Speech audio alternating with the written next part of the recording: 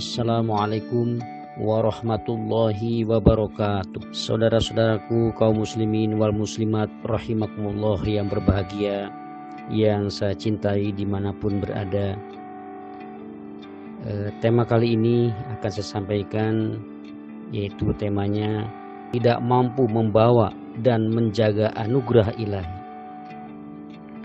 Saudara-saudaraku yang saya cintai, Alkisah pada zaman dahulu terdapatlah sebuah kerajaan yang besar, yang dipimpin seorang raja yang adil lagi bijaksana, yang begitu disukai dan menjadi panutan rakyatnya, sehingga makmurlah rakyat kerajaan itu gemah ripaloh jinawi.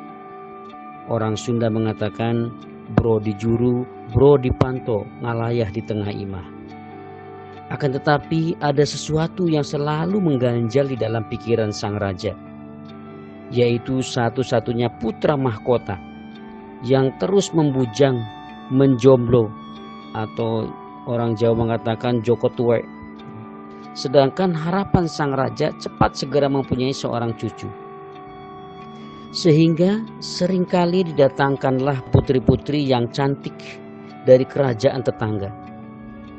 Dengan maksud tujuan atau harapannya, sang raja ada dari salah satu mereka yang ditaksir putra mahkotanya itu. Namun penolakan dari sang pangeranlah yang selalu didapatkannya.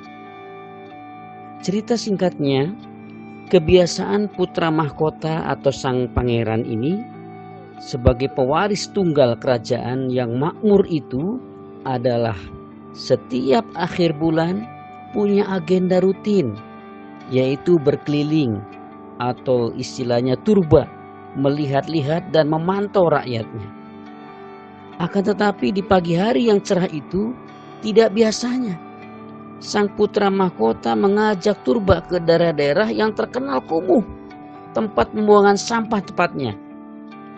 Dan tiba-tiba pandangan sang pangeran tertujulah pada sekerumunan kere atau gembel yang sedang berebut bekas-bekas sisa makanan yang dibuang, yang biasanya sudah bercampur dengan sampah dikerumuni lalat lagi bau. Disitulah sang pangeran mengamati gembel-gembel itu sambil mengelus dada. Tiba-tiba pandangan sang pangeran tertuju pada salah satu gembel perempuan. Diamatinya secara fokus. Kemudian dengan sekonyong-konyong sang pangeran menyuruh pada pengawal-pengawalnya, seraya berkata, "Wahai para pengawal, mohon salah satu gembel perempuan itu supaya dibawa ke kerajaan." Maka seketika itu pula para pengawal langsung dengan sigap melaksanakan perintah sang pangeran sambil bercampur penuh keheranan di dalam hatinya. Ada apa dengan maksud sang pangeran ini? Maka walhasil diambillah gembel perempuan itu oleh para pengawal dengan pengamanan yang lengkap, dari mulai penutup tangan dan penutup hidung yang tujuannya agar tidak ketularan atau terkontaminasi penyakit dengan bau busuk yang menyengat dan baju yang sudah bolong-bolong dan kondisi basah belepotan kotoran. Rambut yang sudah sangat gimbal, dan akhirnya dibawalah gembel itu ke kerajaan. Sesampainya di kerajaan, gembel itu dimandiin, direndam dengan air hangat bercampur rempah-rempah berkualitas tinggi yang mengandung harum dan mewangi.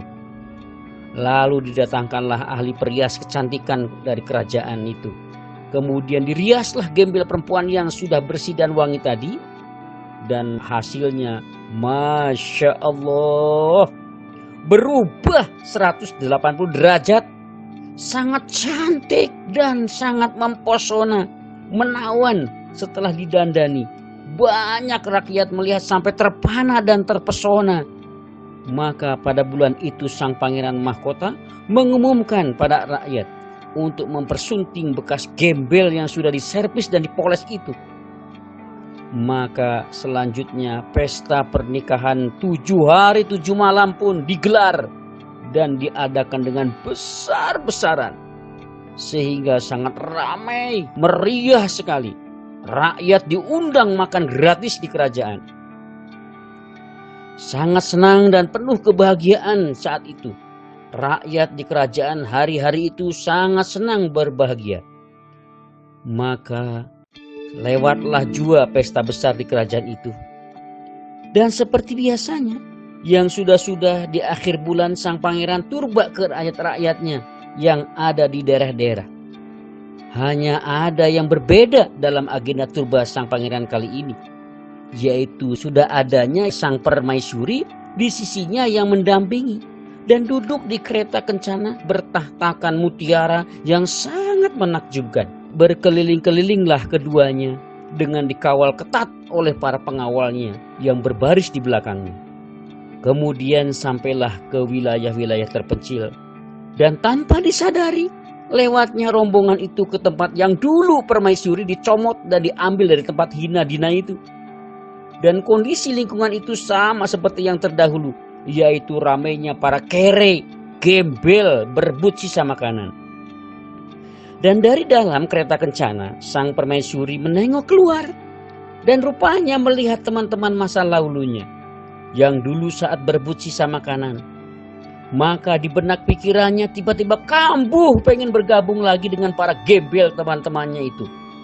Dan tanpa banyak pikir panjang, sang permaisuri itu melompat dari kereta kencana dan berlari ke kerumunan gembel-gembel yang sedang berebut tulang dengan tanpa melihat dan menyadari bahwa dia itu siapa saat ini. Spontan bagai disambar petir di siang bolong. Saat itulah sang pangeran sangat malu dan kecewa. Maka sang pangeran dengan lantang mengeluarkan maklumat dan berkata, "Oh, dasar balung kere, tidak mengerti arti dan nilai sebuah kesyukuran, tidak kuat membawa dan menjaga derajat." Maka sang pangeran dengan segera meninggalkan tempat itu dalam keadaan menahan marah dan naik pitam dengan sangat. Walaupun sang perempuan berteriak-teriak ingin ikut, tapi sang pangeran sudah terlanjur malu. Maka ditinggalkanlah dia. Sang perempuan pun kembali seperti dahulu lagi, hidup kere dan dalam lingkungan yang hina dina. Na'udzubillah min syarri dzalik. Saudara-saudaraku yang saya cintai dimanapun berada, itulah perumpamaan atau gambaran yang sering disampaikan oleh para ulama solih kita dengan istilah orang yang tidak mampu membawa derajat anugerah ilahi dari alam kegelapan ditunjukkan oleh Allah dengan adanya hidayah. Tapi kurangnya bersyukur dan kurangnya hati-hati membawa hidayah itu, maka Allah mencabut kembali hidayah itu. Dengan alasan apapun sangat mudah hilangnya hidayah Allah tersebut. Sekali lagi saya sampaikan, ilustrasi ini hanya sebagai analogi atau gambaran semata yang esensinya utama itu adalah untuk motivasi wabil khusus para generasi penerus tetap semangat di dalam menjalani kehidupan, sabar, husnudzon billah, banyak doa. Apapun yang kita jumpai dalam hidup ini, jadikan sebagai pendekat diri kita kepada Allah Subhanahu wa taala dengan banyak berdoa. Semoga Allah selalu memberikan kesehatan, panjang umur yang barokah, lancar ibadah, diberi rezeki yang halal berlimpah barokah, kelak husnul khotimah dan berhasil bersama-sama masuk surga Allah, selamat dari nerakanya Allah. Semoga bermanfaat dan barokah. Alhamdulillahi jazakumullahu khairan. Wassalamualaikum warahmatullahi wabarakatuh.